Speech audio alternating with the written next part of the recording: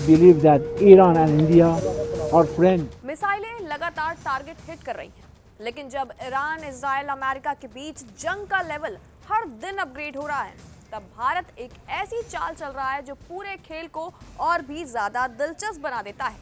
बता दें, कल प्रधानमंत्री नरेंद्र मोदी ने सीधे ईरान के राष्ट्रपति मसूद पेजेश्कियन से फोन पे बातचीत की। आज ईरान के राजदूत भारत के रुख की खुलकर तारीफ भी कर रहे हैं। और अब खबर तो ये भी सामने आ रही है कि भारत के 4 बड़े oil ship straight of Hormuz से गुजर रहे हैं, जिनमें से मिनिस्ट्री ऑफ शिपिंग के मुताबिक हॉर्मुज स्ट्रेट के पूरब में से एक जग प्रकाश वहां से निकल भी चुका है। यानी मिसाइलों के शोर के बीच भारत की डिप्लोमेसी चुपचाप अपना काम कर रही है।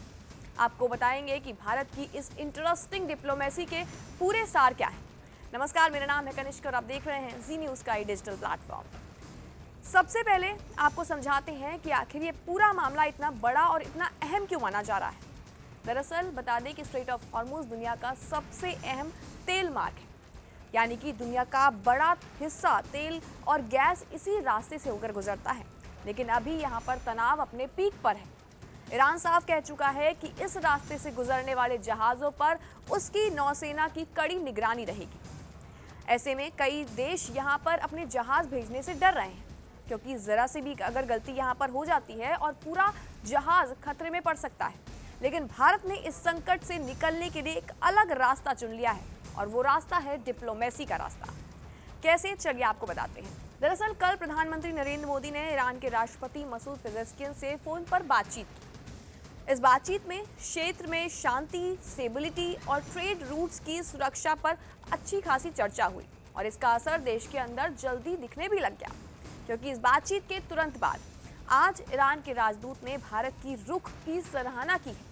Yes, you can see that the future, and I think that after 2 or 3 hours. But Yeah. you said some good news in 1, 2, 3 days. You said something. Yeah. Because we believe that Iran and India are friends. So you believe some good news?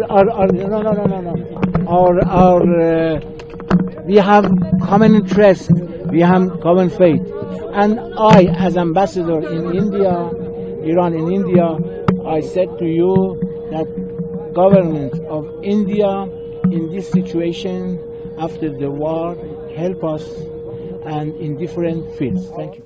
यानी संकेत यहाँ पर बिल्कुल साफ नजर आ रहा है कि ईरान जब लगातार जंग में घिरा हुआ है, तब इसी बीच वो भारत की स्थिति को समझ रहा है और सम्मान भी दे रहा है। और साथ ही इसी बीच खबर तो ये भी सामने आ रही है कि भारत के 4 बड़े ऑयल शिप जगप्रकाश, शेंगलोंग, पुष्पक और परिमल अब स्ट्रेट ऑफ हॉर्मुज से गुजर रहे हैं। स्ट्रेट ऑफ हॉर्मुज के पश्चिम तरफ जो पर्शियन गल्फ है, उसमें 24 इंडियन फ्लैग वेसल्स हैं, जो कल भी उतने ही थे, आज भी 24 वेसल हैं। उसमें 677 भारतीय नाविक हैं। स्ट्रेट ऑफ हॉर्मुज के ईस्ट में, पूर्वी साइड में जो गल्फ ऑफ ओमान है, उसमें 4 वेसल थे कल। एक उसमें से मूव किया है जग प्रकाश, जो एक ऑयल टैंकर है।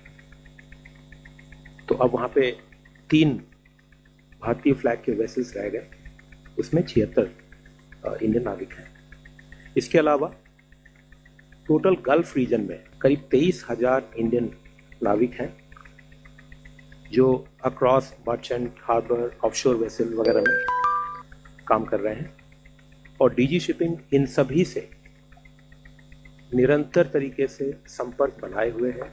जो उनकी इंगेजमेंट एजेंसी है, RPSL कहते हैं उनको, रिक्रूटमेंट एंड प्लेसमेंट सर्विसेज लाइसेंसी, तो डीजी शिपिंग की लाइसेंसी होता है, उनके द्वारा। जो हमारी भारतीय मिशन है इन कंट्रीज में, उनके द्वारा, और जो भी और स्टेक होल्डर हैं उनके द्वारा, इन सभी से संपर्क लगातार बना हुआ है। यानी जहां बाकी देशों के लिए खतरा बना हुआ है, वहीं भारत बातचीत और संतुलित नीति के जरिए अपना रास्ता साफ कर रहा है। हालांकि बात यहाँ सिर्फ भारत पहुंचने वाले इन 4 ऑयल शिप की नहीं है। बात यहाँ पर है उस रणनीति का उदाहरण जिसमें भारत ने ना तो युद्ध में कूद रहा है, ना ही अपने हितों को खतरे में डाल रहा है। भारत बल्कि मजबूत डिप्लोमेसी के जरिए अपने रास्ते को न सिर्फ निकाल रहा है, बल्कि इसके साथ ही दुनिया भर में एक नई मिसाल भी वो कायम कर रहा है कि कैसे इतनी बड़ी जंग के बीच भारत की इकोनॉमी पर कोई भी खासा असर नहीं पड़ रहा है।